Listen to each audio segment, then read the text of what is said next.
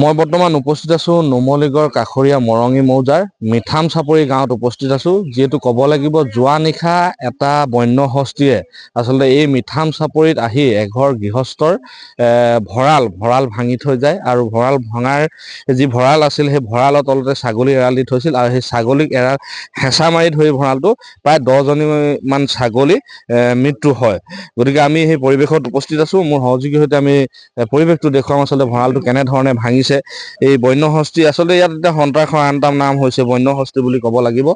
এই বন্য হস্তিয়ে এটাৰ বন্য হস্তি আচলতে এই অঞ্চলটোত নিতৌ ঘূৰি থাকে আৰু ৰাইজক এক সন্ত্ৰাসৰ পৰিৱেশৰ সৃষ্টি কৰে অঞ্চলটোত। আৰু এনেধৰণে আচলতে মিঠাম চাপৰিটো যোৱা নিশা এঘৰ গৃহস্থৰ এনেধৰণে ভঁৰালটো ভাঙি থৈ যায় আৰু বন্য হস্তি আৰু সেই ভঁৰালটোৰ যি তলত আছিলে ছাগলী এৰাল দি থয়, সেই ছাগলী প্ৰায় 10জনীমান ছাগলী আচলতে মৃত্যু হয়। আমি পৰিৱেশটো দেখুৱাই আছো। মই সহযোগীক দেখুৱাবলৈ অনুৰোধ জনাইছো আচলতে ভঁৰালটোৰ তলত কেনেধৰণে ছাগলীজনী আচলতে মৃত্যু হৈ আছে, চেপা খাই আছে। ভঁৰালটো আচলতে চেপি ধৰিলে। বন্য হস্তি ভঙাৰ লগে লগে আচলতে ভঁৰাল আছিলে, সেই ভঁৰালটোৱে 10জনীকৈ ছাগলী চেপি ধৰে আৰু লগালগ মৃত্যু হয়। এতিয়া আমি পৰিৱেশটো দেখুৱাই আছো। আমি সমান্তৰালভাৱে কথা পাতিব বিচাৰিম। এগৰাকী দাদা আছে, আমি দাদাৰ পৰা কথা পাতিব বিচাৰিম। কি ক'ব দাদা? দেখা গৈছে খুব এটা হয়, আজি বহুত দুখজনক কথা। যোৱা নিশা প্ৰায় ৰাতি 10মান বাজিছিলে।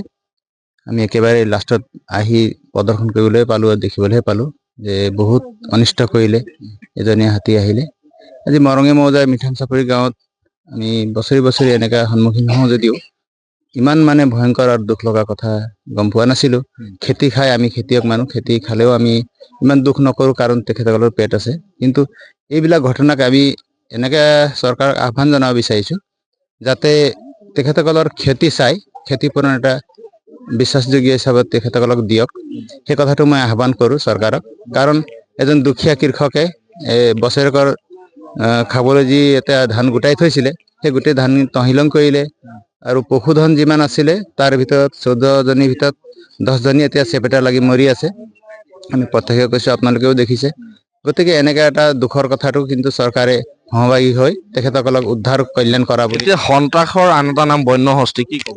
বন্য হস্তি হৈ আছে। আজি ধৰক অন্যান্য জেগাততো এতিয়া ধৰক মৰঙী মৌজাৰ বহুত কেইখন গাঁৱত এতিয়া ধান খেতি বা অন্যান্য খেতি কৰিবলৈ এৰি দিয়া হৈছে।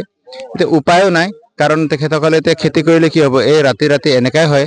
গতিকে আমি দিনত কাম কৰিম আৰু ৰাতি যদি পহৰা দিবলৈ হ'লে আমাৰতো উপায় নাই, আমাৰ কোনো অস্ত্ৰ নাই বা গতিকে আমি বিনা অস্ত্ৰই যদি এইবিলাক ধৰক ডাঙৰ জন্তুসকলক আমি তেখেতসকলক আগভেটা দিব নোৱাৰোঁ। গতিকে আমি এনেকৈ মৰণ ফান হৈ আছে। গতিকে চৰকাৰক আমি আহ্বান জনাওঁ যে ইমান ডাঙৰ এটা ক্ষতিপূৰণ দিবৰ কাৰণে আমি অনুৰোধ কৰিছোঁ। ধ্বংস কৰি দিলে এতিয়া ল'ৰা ছোৱালী কি খুৱাম, কি কৰিম?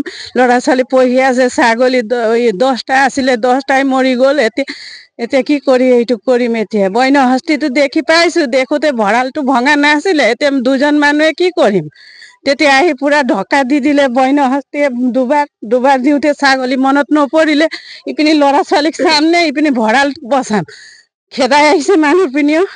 হাল্লা কৰিবও নহ'ল, মানুহকেইটাকো জনাব নোৱাৰিলোঁ বন্য হস্তি দেখাৰ পাছত। এতিয়া ল'ৰা ছোৱালী কি খুৱাম, কি কৰিম? কেনেকৈ এই ধ্বংসই কৰি থৈ গ'ল এতিয়া বন্য হস্তি। কি আহ্বান কৰিব বন বিভাগক? কি ক'ব? এতিয়া ক্ষতিপূৰণৰ কিবা এটা সহায় কৰি দিব লাগিব আৰু নকৰিলে উপায়টো নাই। এতিয়া অনিষ্ট বহুত হৈছে আপোনালোকৰ। এতিয়া 40-50 হাজাৰ মানত গ'লেই, ছাগলীয়ে গ'ল ইমানটোতো। এতিয়া চৰকাৰে এতিয়া চাব কি কৰে। এতিয়া চৰকাৰে জানিব। এতিয়া চৰকাৰে কি আবেদন দিয়ে নে নিদিয়ে নে। এতিয়া নিউজ লাইভতো জনাইছোঁ, জনোৱাৰ পাছত কৰে নে নকৰে এইটোতো আমি নাজানো আৰু। ইমান ধ্বংস কৰিলে যদি দিব নে নিদিয়ে চৰকাৰে জানিব আৰু। হয়, এনেধৰণে আচলতে গৃহস্থ আৱেগিক হৈ পৰিছে। গতিকে আমি জনাইছোঁ যে নুমলীগড়ত বন্য হস্তীয়ে নিতৌ সন্ত্ৰাস চলাবলৈ লৈছে। এনেধৰণে আচলতে মৰঙী অঞ্চলত নিশা হাতী আহি প্ৰায় জাক হাতী আহে, এজনীয়াকৈ হাতী আহি এনেধৰণে সন্ত্ৰাস চলাই আচলতে ৰাইজক এক আতংকিতময় পৰিৱেশৰ সৃষ্টি কৰিছে। যিকোনো খবৰৰ বাবে যোগাযোগ কৰক 7099017330 লগতে 7099017110 নম্বৰত।